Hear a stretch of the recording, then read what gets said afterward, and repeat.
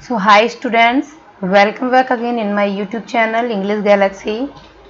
आज हम कंजंक्शन की सीरीज में no sooner dash dash than के यूज के बारे में जानेंगे कि ये इसको कैसे यूज करते हैं और ये क्या सेंस देता है हमारे सेंटेंस में।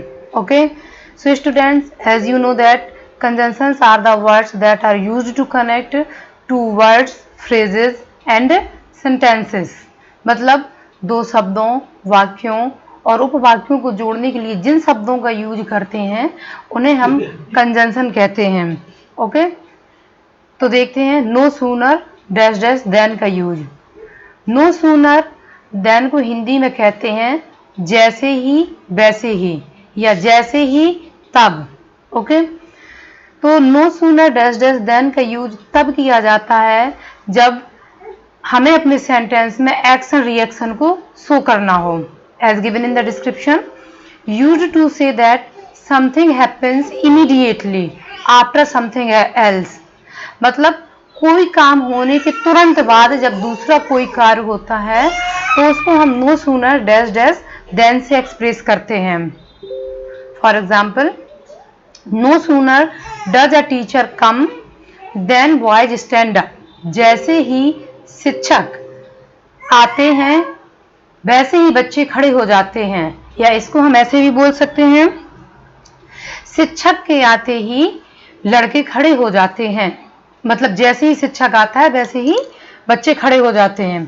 तो इस सेंटेंस में ये जो नो सूनर है इसको हमने सबसे आगे सेंटेंस में लगाया हुआ है और इसके बाद सेंटेंस की हेल्पिंग वर्ब को उसके बाद लिखते हैं, आफ्टर दैट सब्जेक्ट को यूज करते हैं। इसको इन्वर्जन कहते हैं। जब हम सब्जेक्ट के पहले हेल्पिंग वर्ब को लगाते हैं that is called inversion.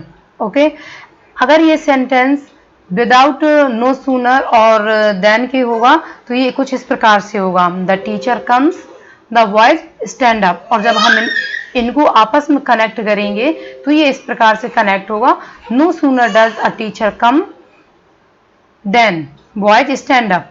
The teacher comes ये प्रेजेंट इंडेफिनिट में है, इसलिए हमने यहाँ पे हेल्पिंग वर्ब ली है does. Okay, next example, no sooner did he see me than he ran away. जैसे ही उसने मुझे देखा वह भाग गया। और जब यही सेंटेंस अलग अलग दिया होगा तो ये होगा ही सॉ मी। ये पास्ट इंडेफिनिट में था इसलिए हमने यहाँ हेल्पिंग वर्ब डिड ली हुई है। ही रैन अवे, उसने मुझे देखा वह भाग गया। और जब हम इसको कनेक्ट करेंगे तो ये बनेगा, no sooner did he see me than he ran away. जैसे ही उसने मुझे देखा वह भाग गया। Next example, no sooner had we reached the station than the train arrived. ये आपका पास्ट परफेक्ट टेंस है। जैसे ही हम स्टेशन पहुंचे थे ट्रेन आ गई थी। और जब इन दोनों सेंटेंसेस को अलग किया जाएगा तो वो कुछ ऐसे बनेंगे, we had reached the station first sentence होगा एंड सेकेंड सेंटेंस होगा the train arrived. Next example, no sooner had I spoken than he appeared.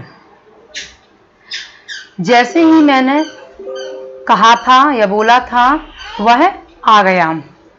Okay, so students, this was the use of no sooner dash dash than, जो कि बहुत ही easy है and I hope आपको ये use सारे समझ में आ गए होंगे। और अगर आपको कोई भी प्रॉब्लम होती है तो आप कमेंट बॉक्स में जाके कमेंट कर सकते हैं। Thanks for watching.